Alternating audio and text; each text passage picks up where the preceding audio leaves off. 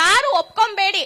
ಅವನ್ ಎಷ್ಟು ದಿನ ಮಾಡ್ಲಿ, ಇನ್ನ 1 ವರ್ಷ ಅಲ್ಲ 2 ವರ್ಷ ಮಾಡ್ಲಿ, ಯಾರು ಒಪ್ಕೊಂಬೇಡಿ. ಇದಕ್ಕೆ ನಾವು ಯಾರು ಒಪ್ಕೊಳ್ಳಲ್ಲ. ಇನ್ನ ಯೂತ್ಸ್ಗಳು ಬರ್ಬೇಕು. ಇದು ಯಾವುದೇ ಪಕ್ಷದ ಪರವಾಗಿ ಯಾರು ಜಗಳ ಮಾಡ್ತಾ ಇಲ್ಲ. ಯಾರಾದ್ರೂ ಮಾಡ್ತಾ ಇದಾರಾ? ಪಕ್ಷದ ಪರ ಯಾರಾದ್ರೂ ಮಾತಾಡ್ತಿದಾರಾ? ಯಾರಾದ್ರೂ ದುಡ್ಡಿಗೋಸ್ಕರ ಮಾತಾಡ್ತಿದಾರಾ? ಇಲ್ಲಿ ತುಂಬಾ ಮೀಡಿಯಾದಲ್ಲಿ ಕಮೆಂಟ್ಸ್ ಗಳು ಬರುತ್ತೆ, ನಿಮ್ಗೆ ಇನ್ನೂ ದುಡ್ಡು ಕೊಟ್ರೆ ಇನ್ನು ಒಪ್ಕೊಂತೀರಾ ಅಂತ. ಯಾರು ಇಲ್ಲಿ ದುಡ್ಡಿನ ಪ್ರಶ್ನೆ ಬರಲ್ಲ ಸರ್.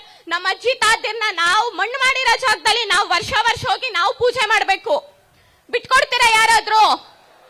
ಯಾಕೆ ನಿಮ್ಮ ಅಜ್ಜಿ ತಾತರ್ಗ್ ಮಾತ್ರ ನೀನು ಹೋಗಿ ಪೂಜೆ ಮಾಡ್ಬೇಕಾ?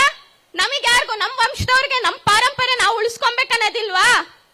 ಇಲ್ಲಿ ಎಷ್ಟು ಜನ ರೈತರ ಮಕ್ಕಳು ಒಳ್ಳೊಳ್ಳೆ ಸ್ಕೂಲ್ಗಳಲ್ಲಿ ಓದಿಸಿದೀರಾ ನಿಮ್ಮ ಮಕ್ಕಳನ್ನ?